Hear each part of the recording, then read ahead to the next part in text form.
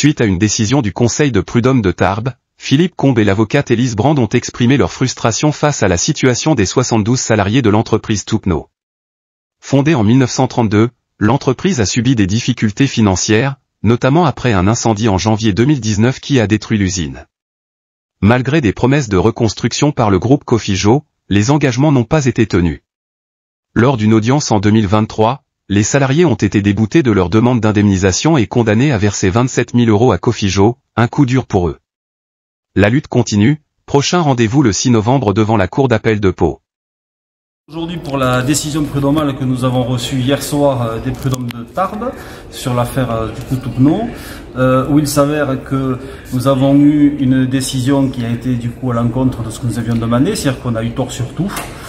Cette décision a été plus que limite en fait, parce que faut savoir qu'ils se sont permis d'aller jusqu'à nous faire verser une somme de 27 000 € pour la partie adverse, pour les aider à payer les frais d'avocat. Donc je vous rappelle quand même que Toupneau, incendie 2019, 18 215 000 d'assurance, et ça serait maintenant à nous, salariés, qui avons perdu notre travail suite à ça.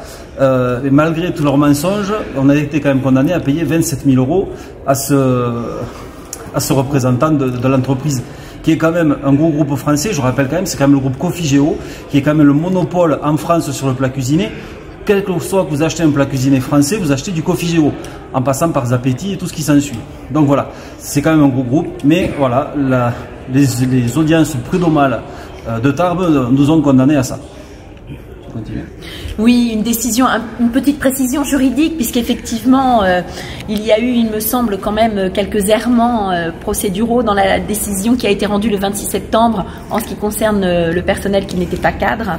Moi, j'ai pu lire cette décision et j'ai été assez surprise d'y trouver des points qui n'avaient normalement pas y figuré. Le Conseil de prud'homme, à la faveur d'une première audience, s'était déclaré non compétent pour statuer sur les problèmes de santé et de sécurité des salariés, qui avaient été également soulevés à la faveur de notre saisine. Le tribunal, à la faveur d'une première audience, s'était déclaré incompétent. Nous n'avions donc pas pu plaider ces points. Les points n'ont pas été abordés, n'ont pas été plaidés, n'ont pas été soutenus et nous avons quand même été déboutés de cette question qui n'a jamais été plaidée devant le Conseil de prud'homme. J'avoue que c'est la première fois en 30 ans que je vois un Conseil de prud'homme rendre une décision sur des points sur lesquels il s'est précédemment déclaré incompétent et des points qui n'ont pas été plaidés. Je dirais que dans le jeu de la procédure, on peut perdre, on peut gagner. Ce sont des situations qui sont tout à fait normales.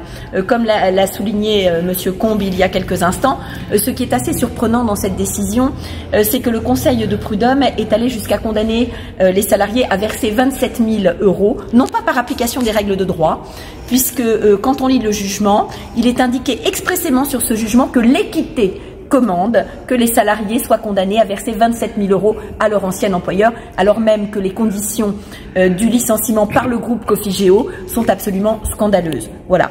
Moi, je pense que, vous savez, comme dit de Talleyrand, tout ce qui est excessif est insignifiant. Je crois que le caractère excessif de cette condamnation, eh bien, montre que l'on instrumentalise la justice. On n'est plus dans la justice. La justice, c'est faire une stricte application des règles de droit, en respectant un certain équilibre, parce que la justice, c'est le socle de notre démocratie, c'est aussi le socle du vivre ensemble. Et je crois que quand on arrive dans des procédures de licenciement pour motif économique, où il y a de vraies contestations qui sont très étayées, quand on en arrive à condamner à 27 000 € des salariés, non pas sur le principe du droit, mais sur le principe de l'équité, c'est qu'il y a un déséquilibre dans notre société. Et voyez ce que je regrette profondément. Je pense que cette décision, c'est l'inverse de la justice. Parce qu'aujourd'hui, il y a quelques jours, il y a un sondage qui est paru pour dire qu'il y avait 80% des Français qui ne faisaient pas confiance à la justice. Moi, aujourd'hui, si vous interrogez les salariés qui vont sortir d'ici, qu'est-ce qu'ils vont penser? Ils vont penser que 100% de la justice, eh bien, est toujours défavorable aux plus faibles.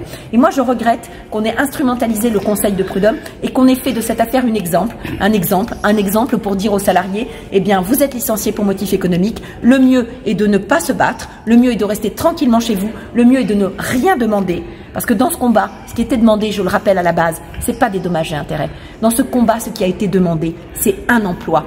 Et là où le combat était exemplaire, c'est que ce combat, il a été mené non seulement par les salariés, mais également par les employeurs. Puisque celui qui a tenu cette entreprise pendant presque 40 ans, Monsieur Franco, était aux côtés de ses salariés pour exiger la poursuite de l'activité. Et je pense que c'est en cela que le dossier est exemplaire, c'est en cela aussi qu'on a voulu vraiment sanctionner ces salariés et leur démarche qui était tout à fait particulière. Un appel qui sera régularisé dans les quelques jours qui viennent, et puis une nouvelle plaidoirie que nous ferons en appel, où nous espérons être entendus.